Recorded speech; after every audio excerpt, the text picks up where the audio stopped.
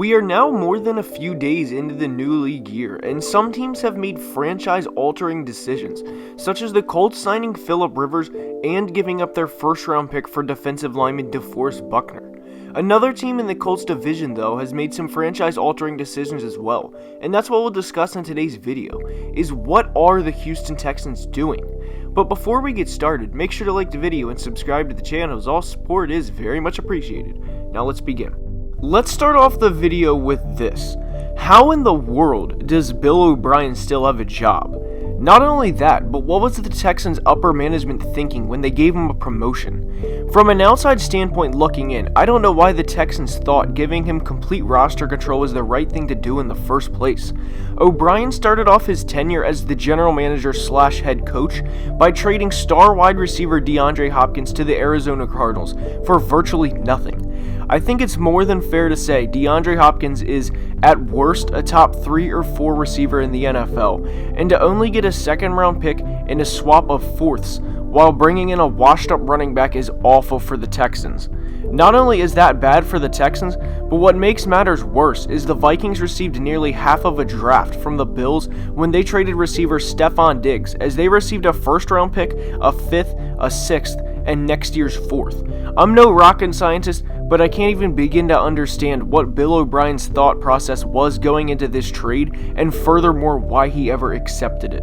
Not only do the Texans not have a 2020 or 2021 first-round pick, but their first pick in this year's draft is at pick 40. They have just 3 top 100 picks, and now they have a glaring need at wide receiver.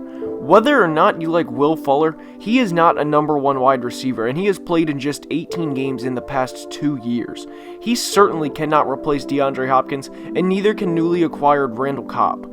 Although Randall will be just 30 at the start of the 2020 season, he cannot be expected to be a number 1 wide receiver, and he definitely cannot be expected to replace DeAndre. Believe it or not, Randall Cobb has just one 1,000-yard season to his name, and it was back in 2014 with the Packers and a prime Aaron Rodgers. To think he steps into Houston at 30 years old and does that, to me at least, is not a reality. Replacing Hopkins' 104 catches and 1,100 yards of offense certainly won't be easy, and there's no way his former quarterback Deshaun Watson is happy about any of this. Now we move on to the Texans' franchise centerpiece, and that is quarterback Deshaun Watson.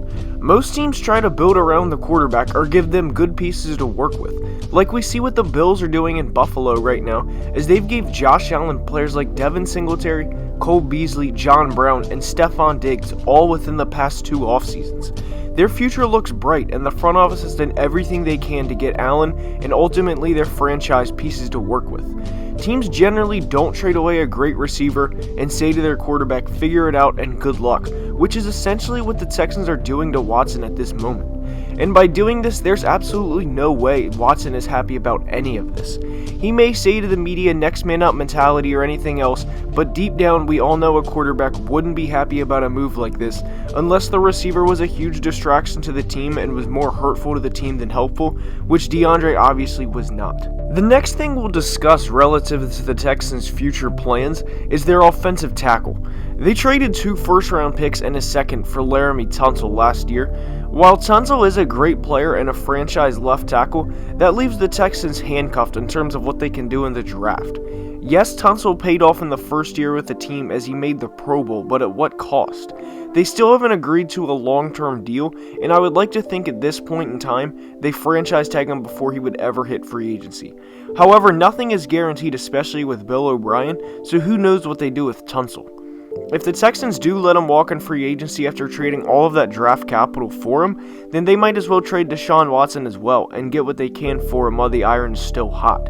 If this is the route the Texans decide to go, then it would certainly be time to fire Bill O'Brien and hit a complete rebuild. I can't imagine under any circumstance a team trades 2 first-round picks for 1 player just to let him walk in free agency after playing 2 seasons for a team, but stranger things have happened, and we are dealing with Bill O'Brien here.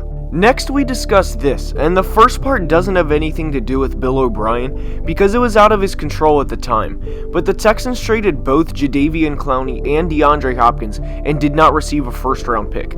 This is terrible negotiation on the Texans' part, and they essentially gave the Seahawks Clowney as he was traded for just a third-round pick and 2 players that just aren't good. The Texans a few years ago looked to be on the up, as with Watson in his rookie season before he tore his ACL, he was leading or very close to leading the NFL in touchdown passes, and they looked to be the team of the future.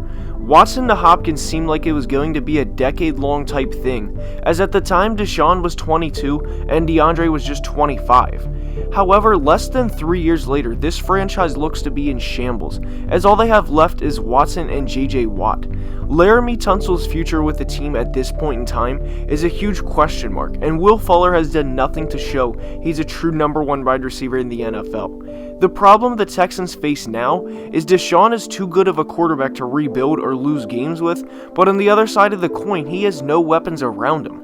At the time of this video release, his skill position players on offense are David Johnson, who is a 1-year wonder at running back, Duke Johnson, a veteran running back, Darren Fells, a veteran tight end who is average at best, Randall Cobb, Will Fuller, and Kenny Stills. We'll see what they do in the 2020 draft and beyond that, but I honestly don't know what their grand plan is as of now. They very well could still win the division this year, as the AFC South's opposing quarterbacks are a 38-year-old Phillip Rivers who threw 20 interceptions last year, Gardner Minshew who has potential but is still young, and Ryan Tannehill who looked good down the stretch last year, but at this point in time we can't truly say if he is the Titans' franchise quarterback.